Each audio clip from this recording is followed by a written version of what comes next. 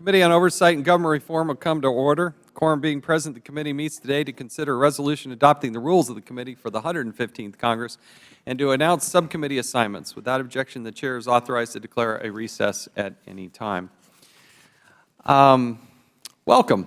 Welcome back. It's an honor and privilege to serve in the Congress, and it's certainly an honor and a privilege to be on this committee and to chair this committee. I look forward to a productive, vibrant discussion. We've got a lot of weighty topics over the next 2 years that we will address, and I want to thank the members in advance for their participation, their service, and their commitment.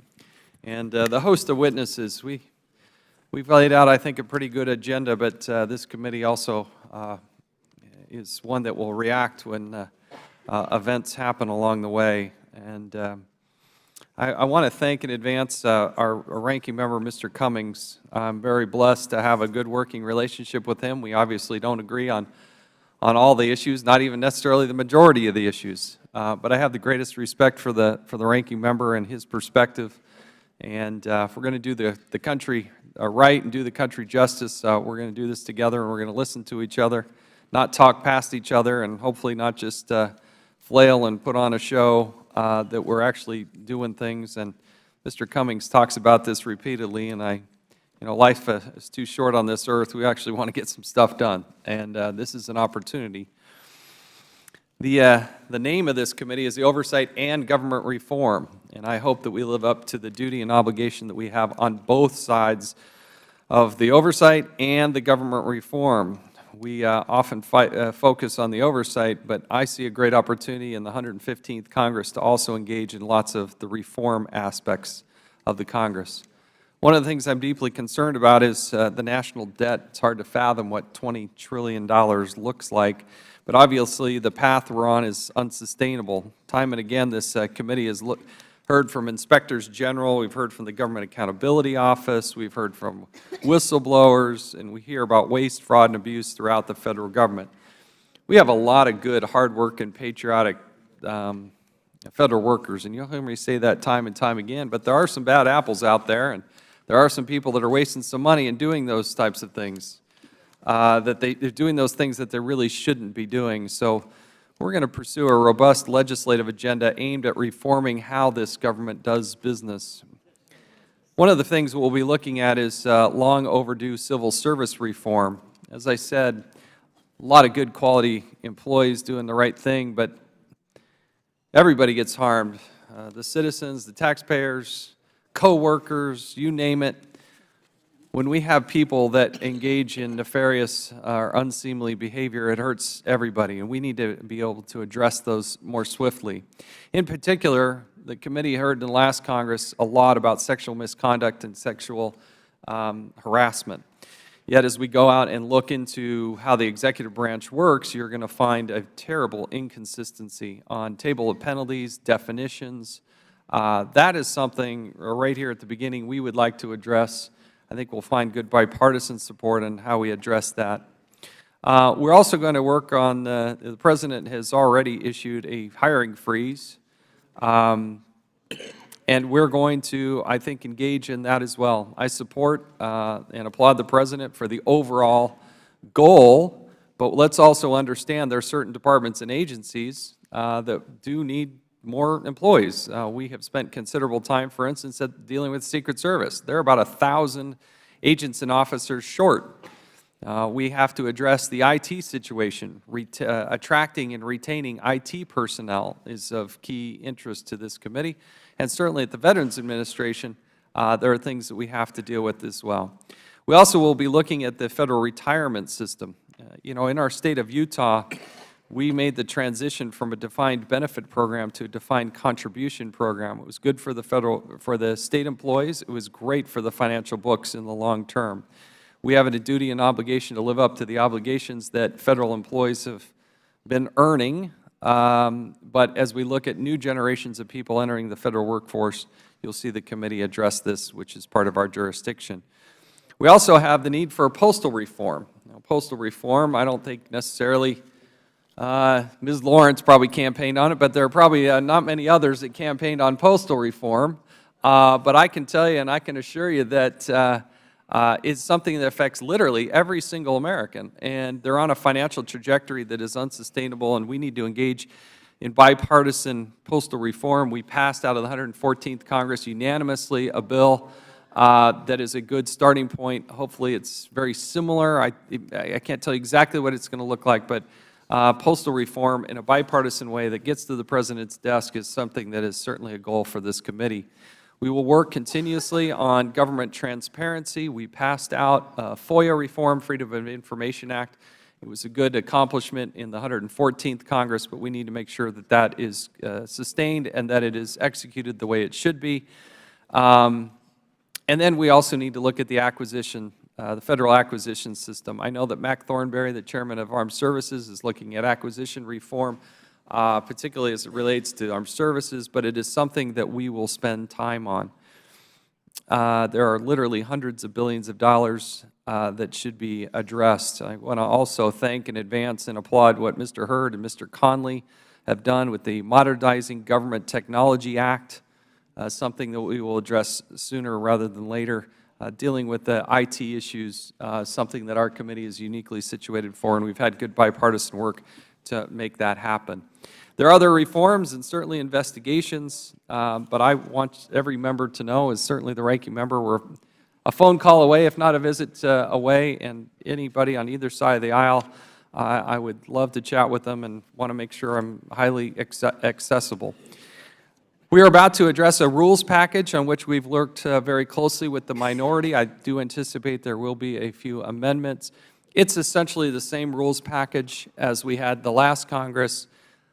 We had to do some conforming with an adjustment to the House rules. We also had some tweaks and adjustments that we had to do in updating the subcommittee names as we have tweaked those along the way. Again, I look forward to working with people on both sides of the aisle, and I'd now like to recognize the ranking member, Mr. Cummings. Thank you very much, Mr. Chairman.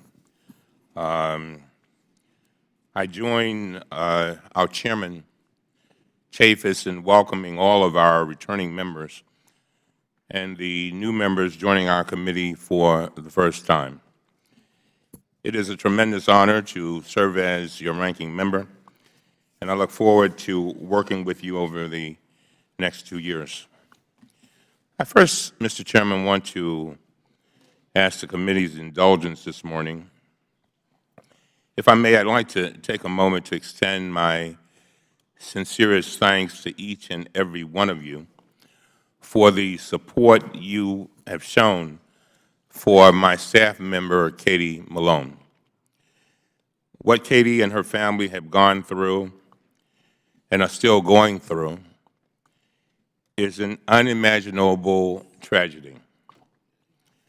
That blaze it took from her 6 beautiful children, 11-year-old Bridget, 10-year-old Amelia, 3-year-old twins Amanda and Zoe, and 2-year-old William and 9-month-old Daniel. Just a catastrophic event, and they were lost literally in a matter of a few minutes. Among the first expressions of support were the notes and cards and financial support from people right here in this room. Chairman Chaffetz and Chairman Gowdy and many of our colleagues, staff members from the majority and minority. It was an inspiring response to the heartbreaking calamity. As a matter of fact, it was Chairman Gowdy and Chairman Chaffetz and the staff that we first got notes of empathy and sympathy, and I really do appreciate that. And Katie does too, by the way. We made sure she sees everything that I get.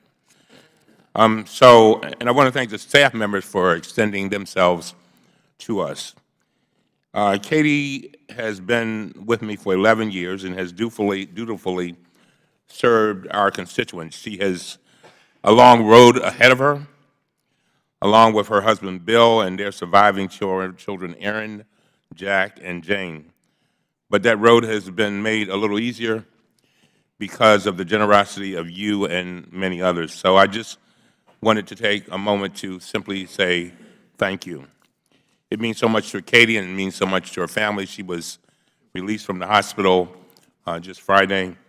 And again, I thank you. Now to the business of today's meeting. On Friday, we witnessed one of our nation's greatest rituals, a peaceful transfer of power from one president to another. The inauguration was a transformative moment, but it's not just about one man. It is not just about the office of the president. It is about the future of all Americans, and it is also about the future of our democracy. When I talk about serving in Congress, I often say that this is our watch. This is our watch. And I mean it more and more every day. When we work together in a bipartisan way, as we have in the past, we accomplish great things together. And the chairman can attest to the fact that we have really done some significant things together. Our work in this committee must not be driven by the next election, but it must be guided by the vision of creating a more perfect union for generations yet unborn. I've often said that our children are the living messages we send to a future we will never see. The question is, how will we send them? Not many people know this, but over the last 2 years, I joined the chairman in signing more than 740 bipartisan letters to the Obama administration, state and local officials, and outside entities. 740 letters. I think that may be a record for a Democrat joining Republican letters.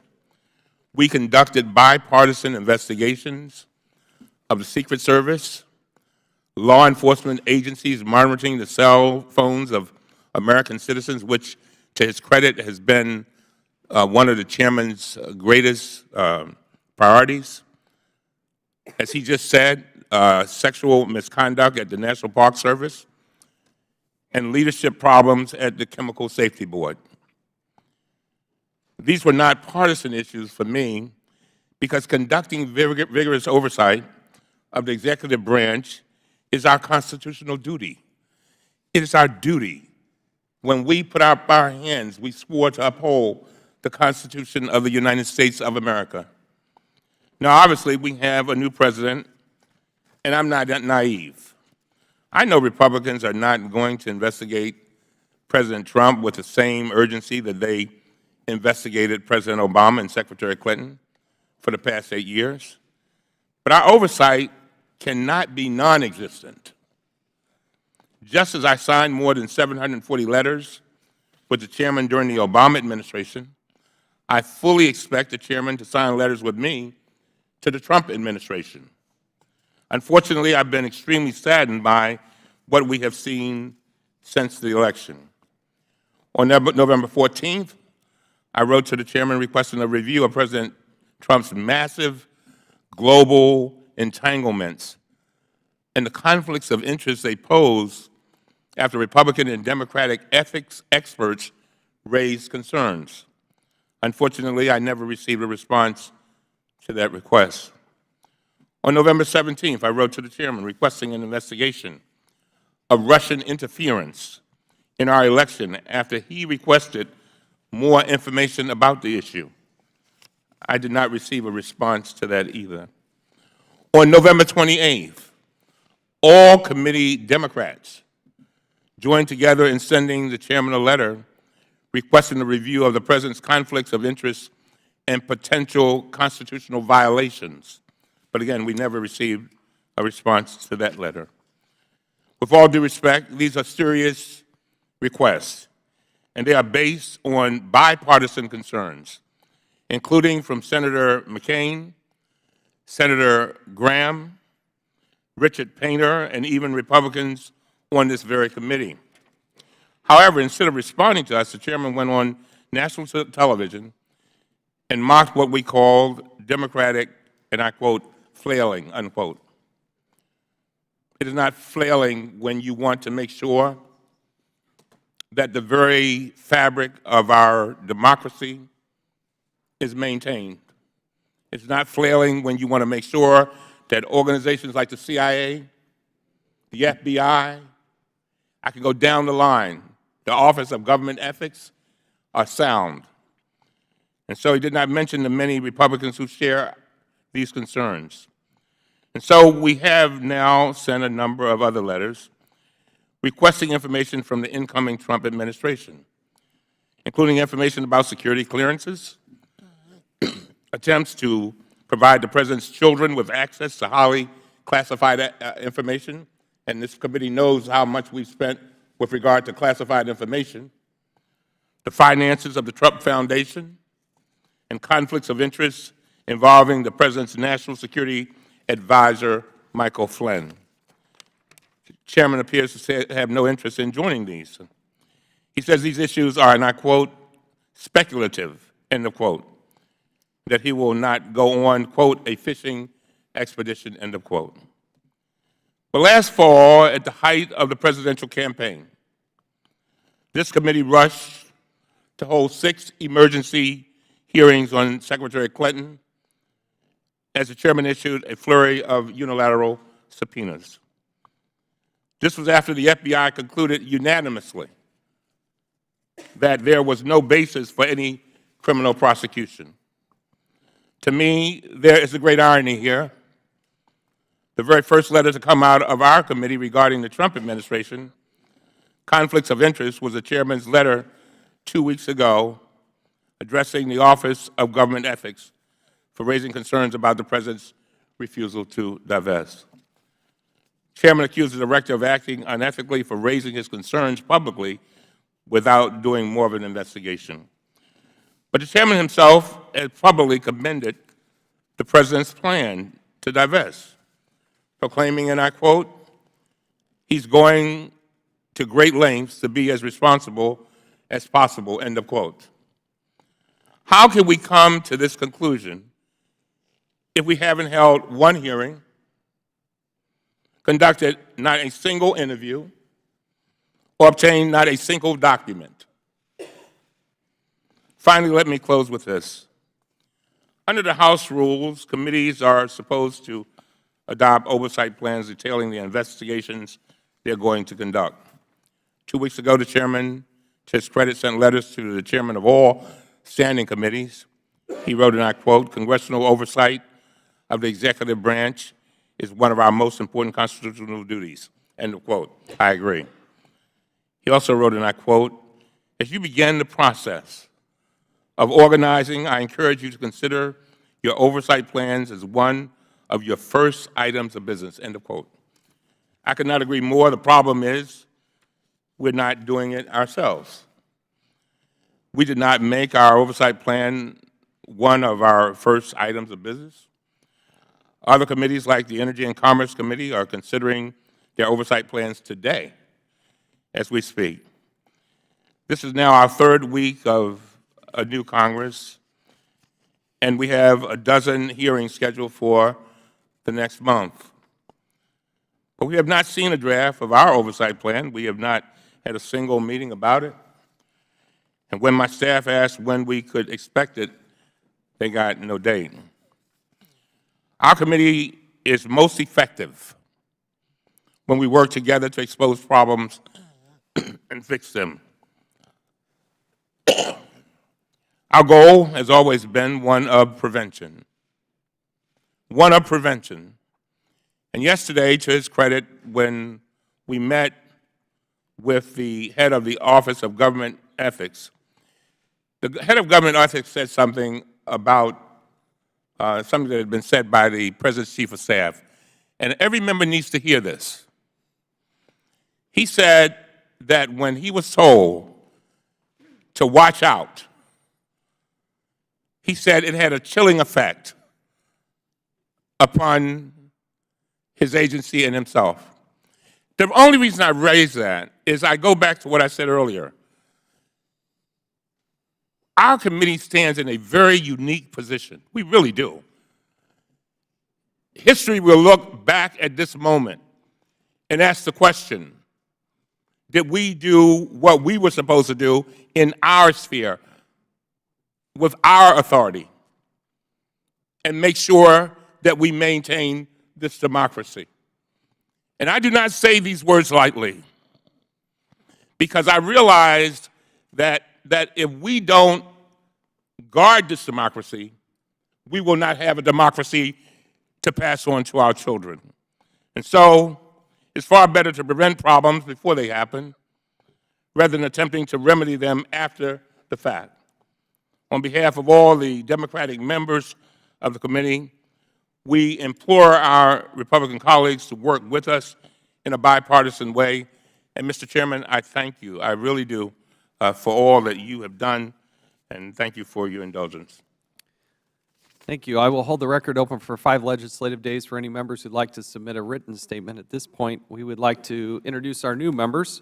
We're pleased on the Republican side of the aisle to have 4 members who are returning. That is, they were on the committee, left the committee, but are now back on the committee. They include the former chairman of the committee, Mr. Darrell Issa, the gentleman from South Carolina, Mr. Mark Sanford, Virginia Fox from North Carolina, who's also the chairman, serving as the chairman in this 115th Congress, and Dennis Ross of Florida. We're pleased to have Mr. Ross back here as well.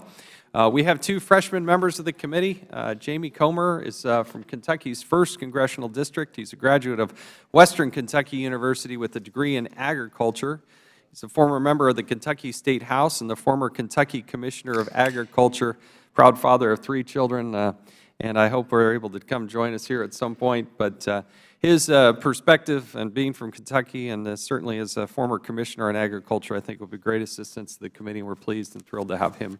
We also have Mr. Paul Mitchell, who's joining us. He's a graduate of Michigan State University. He's the former CEO of the Ross Medical Education Center. He's the former chairman of the Faith and Freedom Coalition of Michigan, which proposed opposed sales and gas tax increases known as Proposition 1 in the state of Michigan. Proud father of 6 children. We're thrilled to have him involved and engaged and joining us here on the Oversight and Government Reform Committee. So welcome to the 2 of you as well.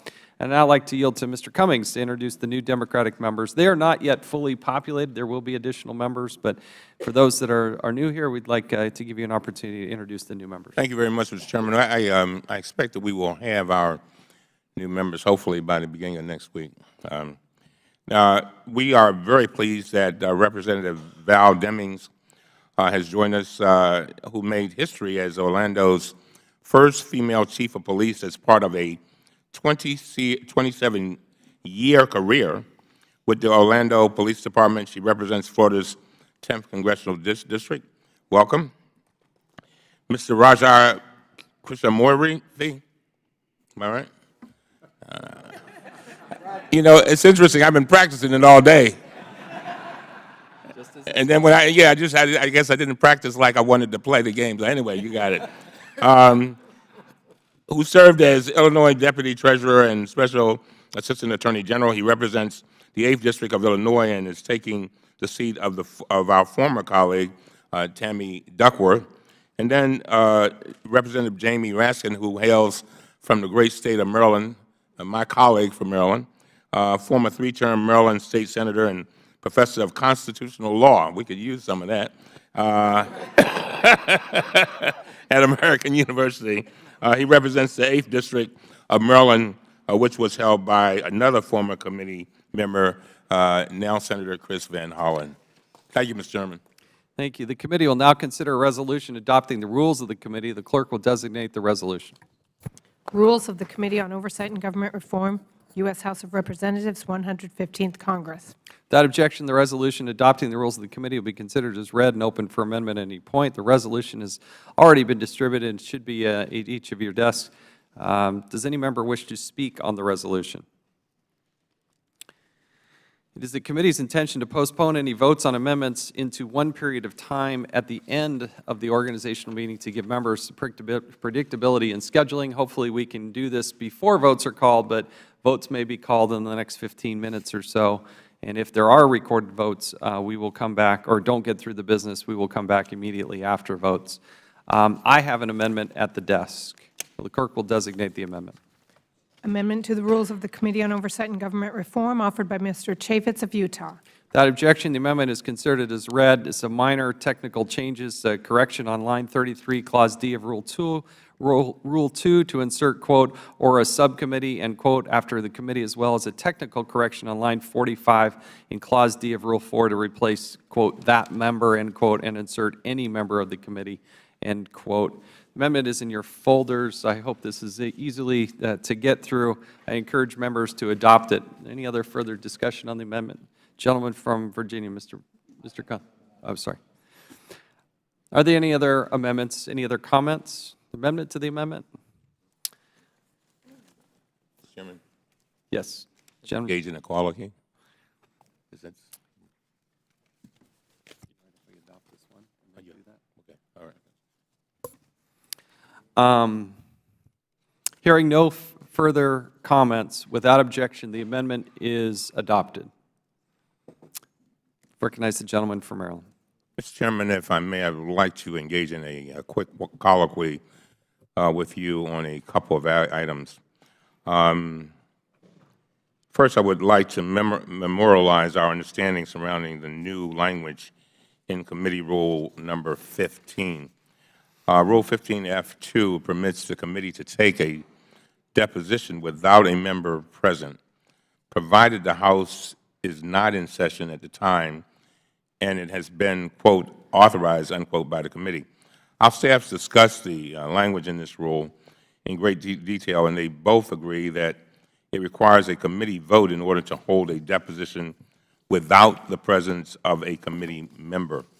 In order to make sure that the record is clear, can you confirm, Mr. Chairman, that the understanding of our staff that a committee vote is required before holding a deposition without a member present? Is that accurate? If the gentleman will yield, it is my understanding that pursuant to House rules, it is our intention to conform with the House rule.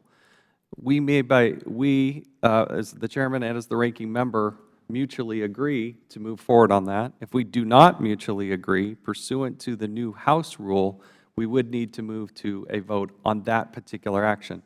This does not preclude my ability as chairman under our rules package to issue a subpoena or do this when we are in session, but pursuant to the rule that was adopted by the full House, yes, I do believe you're correct. With the exception, the note, the edit I would make to your comment would be one regarding our ability to work together. If we mutually agree, then we can move forward. Very well. At the beginning of the last Congress, we agreed that our staffs would begin working together to develop a document protocol for our committee, which is something the House parliamentarian strongly recommends. You agreed during our organizational meeting to, quote, "work together to come to a mutual agreement here," end of quote. However, when I asked to set a target date, you stated that you did not want to do that because our staffs, and I quote, "are making progress and let's see how they progress," end of quote.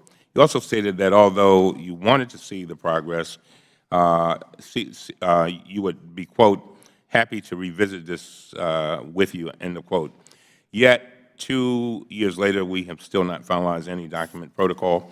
Can we now agree on a target date for completing a document protocol? I defer to you on how long we should allow our staff to iron out our details. A month, two? It is our commitment to make those documents that are made available to the committee available to both sides of the committee. I think our staffs have worked well. I didn't see this as a problem in the 114th Congress. The bulk of our staff is the same. I'm still the chairman. I have every intention of proceeding as we have in the past. Thank you very much.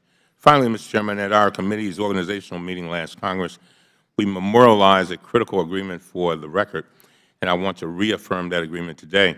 Essentially, we agreed that we would not go after each other's staff.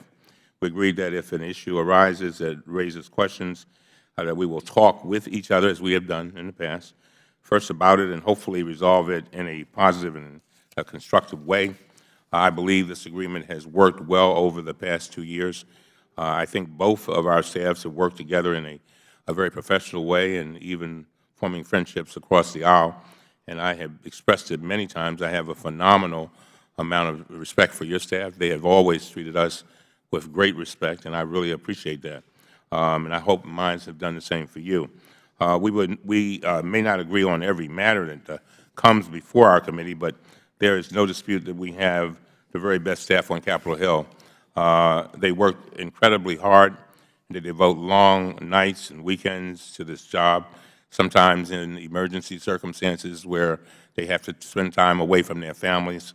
And it is important that each and every one of them know that they will not be attacked for the work that they do on this committee. And, Mr. Chairman, can you please confirm our agreement for all the staff here in the room? Yeah, if the gentleman will yield. I want to, in advance, thank the staff on both sides of the aisle. These are people with family and friends and commitment and patriotism, and that does not have a partisan title to it. As we have operated in the past, that should be, while not written explicitly in the rules, that is out of bounds. You want to talk about members of the issue at hand, I think obviously that is fair game. But to inject the staff and be critical in a public way, even privately, I think that would be inappropriate at best. So you and I have had this agreement. It has worked well, and I still concur with that and want to reiterate it here today. Thank you very much, gentlemen. Having been dispensed with the colloquy, are there further amendments? Mr. Chairman.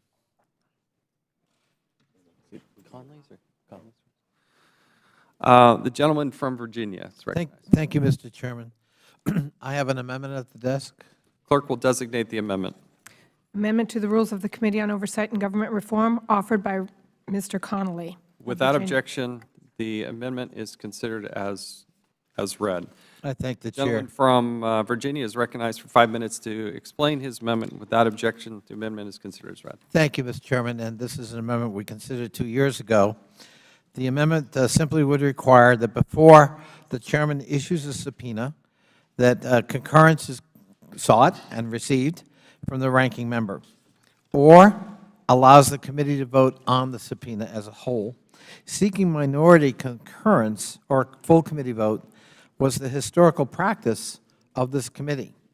In a letter dated March 6, 1996, then Chairman William Klinger, a Republican, wrote to Ranking Member Curtis Collins that he intended to use this approach.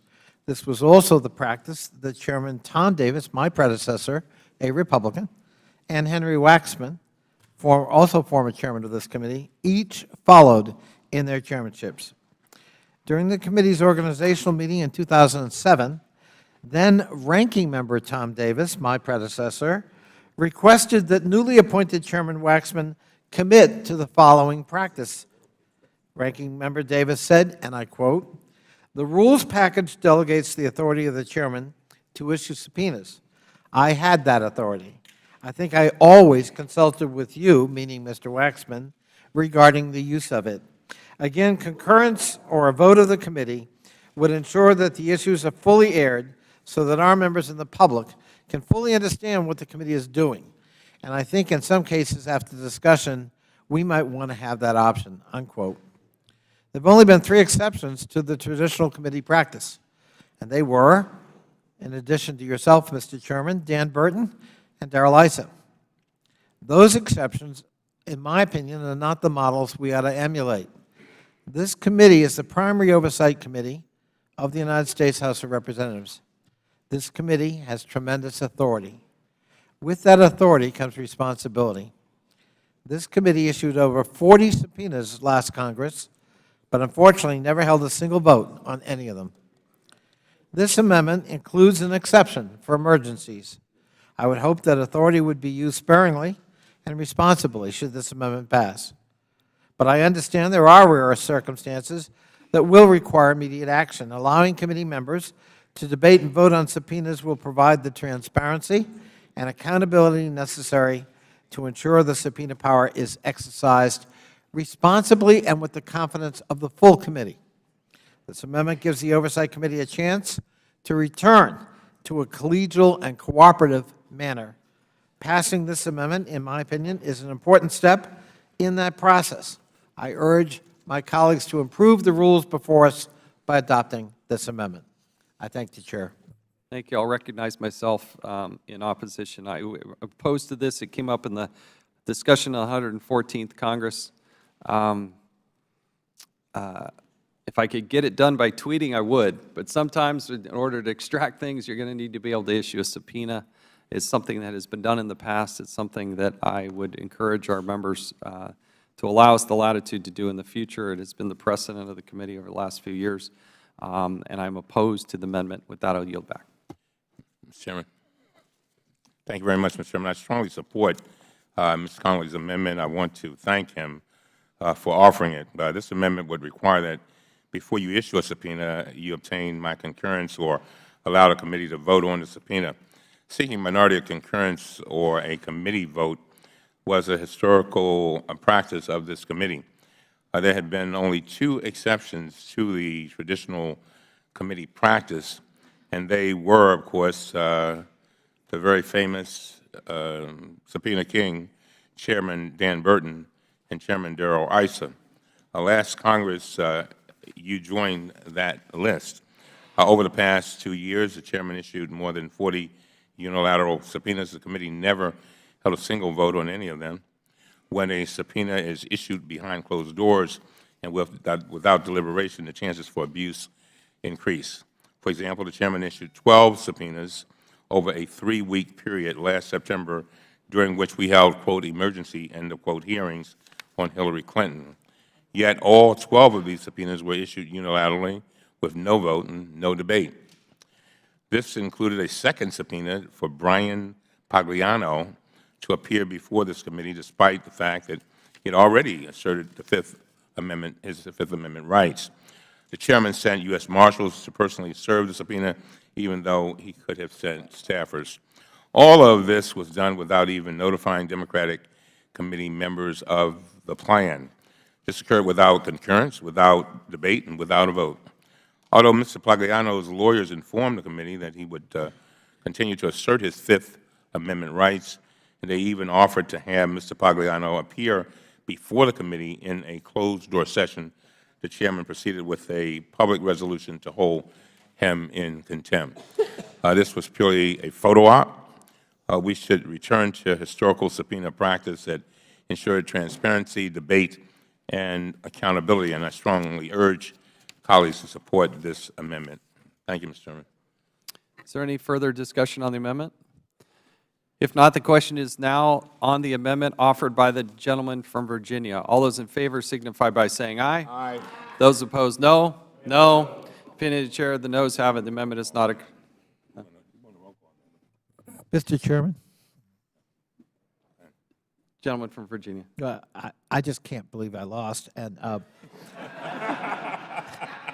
just to be sure, I'm going to ask for a recorded vote. Are you talking about November, or are you talking about this voting? Yeah, I'm actually talking about both. Okay. Fair enough. There is a roll call requested. It was previously announced. Further proceedings on the question will be postponed. Are there any further amendments? Mr. Gentlewoman Chairman. from Michigan, Ms. Lawrence, is recognized. Mr. Chairman, I have an amendment at the desk. The clerk will designate the amendment. Amendment to the Rules of the Committee on Oversight and Government Reform, offered by Ms. Lawrence of Michigan.